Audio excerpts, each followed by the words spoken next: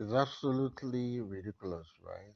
That every time the federal government of Nigeria wants to embark on uh, a project, whether minor or major, it has this penchant of increasing, of overbloating the costs of such projects. A very good example that readily comes to mind right now is the longest highway in Africa that runs from Cairo to Cape Town. That's about 1,156 kilometers at a cost of just $1.7 billion. Whereas the government of Nigeria wants to construct a 700-kilometer coastal road from Lagos to Cross River at a staggering cost of 13 about $13 billion. Wow, the difference is staggering, right? Hmm. Listen to the next video that confirms this and tell me what you think.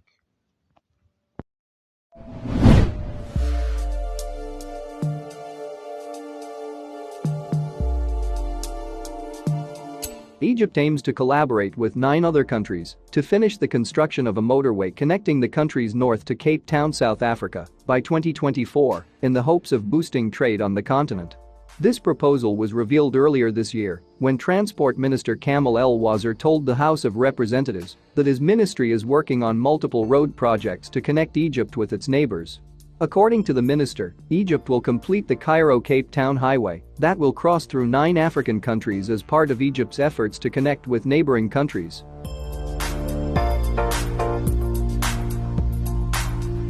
The Cairo-Cape Town highway is a route between Cairo and Cape Town which was first proposed by the British Empire in the 19th century when an effort to build the Cape to Cairo railway failed to occur. In the 1980s the plan was revived with modifications as the Cairo-Cape Town Highway, also known as Trans-African Highway 4, in the Transcontinental Road Network being developed by the United Nations Economic Commission for Africa, the African Development Bank and the African Union, as part of the Trans-African Highway Network. According to the Egyptian minister, the Pan-African Highway has been slightly modified as it would begin in Egypt from the coastal city of Alexandria and go through Cairo on its way to the Arkan crossing on the Egyptian-Sudanese border. The 10,288-kilometer Pan-African road would cross through Egypt through Sudan, South Sudan, Ethiopia, Kenya, Tanzania, Zambia, Zimbabwe, and Botswana and South Africa, ending in Cape Town. Kamal El Wazir revealed that the 1,155-kilometer section of the road in Egypt would reach Arkan by 2024 and connect from there with Wadi Halfa in Sudan and continue to connect with other countries. The Trans-African Road is estimated to cost $1.7 billion. However, it's unclear whether the ongoing standoff between Egypt, Sudan, and Ethiopia over Addis Ababa's Nile River Megadam project would stymie efforts to complete the mega road project. Kamal El Wazir also revealed that Egypt is currently building a 1,102-kilometer route to connect with Chad through Libya at an estimated cost of $1.4 billion. They also working to construct a 585-kilometer coastal highway from Salam in western Egypt to Benghazi in eastern Libya at a cost of $190.6 million.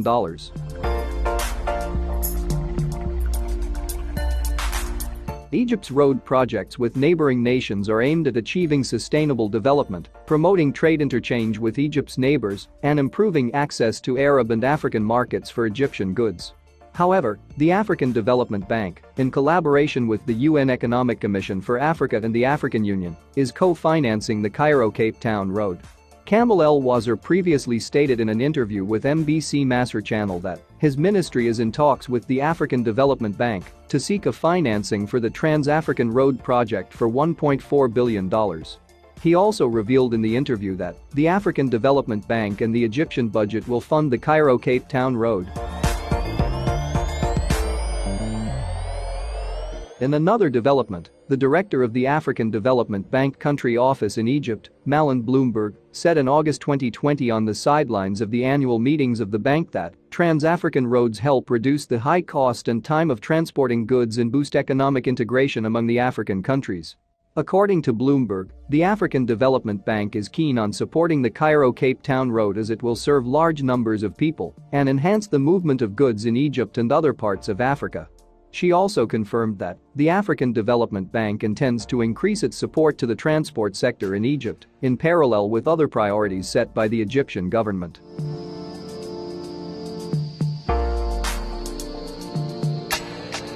In an interview with Al Monitor, Magdi Saleh, a professor of highway and transportation engineering at Cairo University, also confirmed the importance of the project. According to Magdi Saleh, the Cairo-Cape Town Road is a milestone project that will achieve land connectivity and increase trade exchange with African countries. He revealed that the Pan-African cross-border highway would reduce the time it took for Egyptian exports to reach African markets, especially agricultural products. The Pan-African Road will help the government achieve economic development and strengthen its position on the African continent. The road project, which was revived in 2015 by the Egyptian government, has been delayed due to a shortage of financing, according to Saleh. It appears that the Egyptian government has secured the required money for the project and is working diligently to complete it by 2024.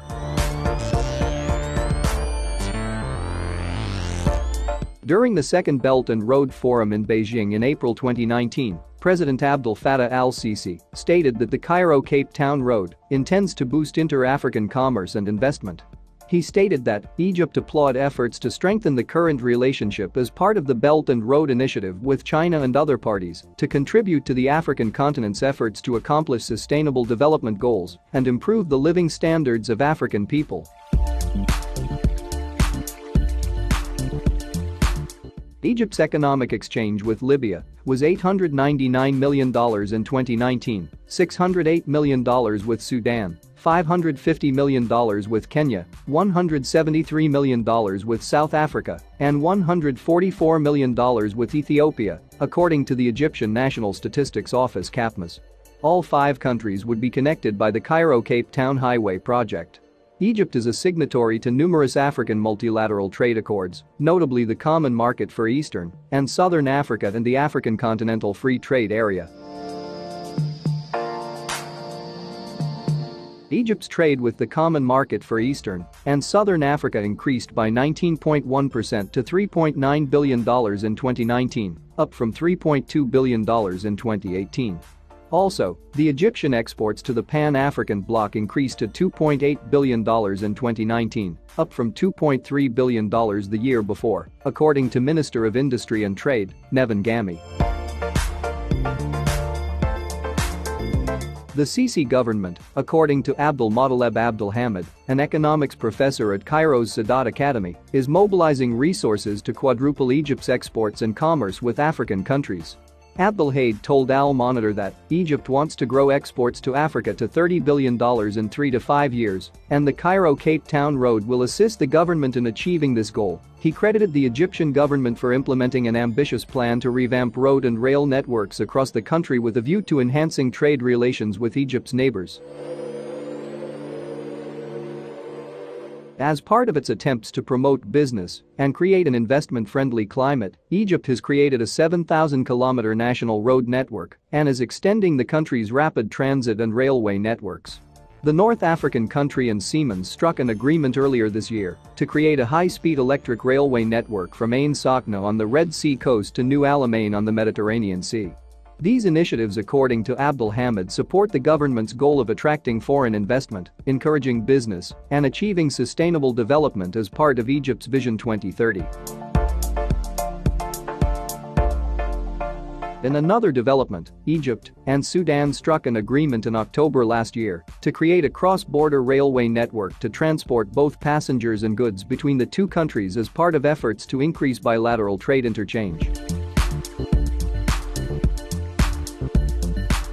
If you enjoyed this video and would like to get more from a definitive information about trends and mega constructions projects in Africa, subscribe to the New Africa channel so you don't miss out on any of our future videos.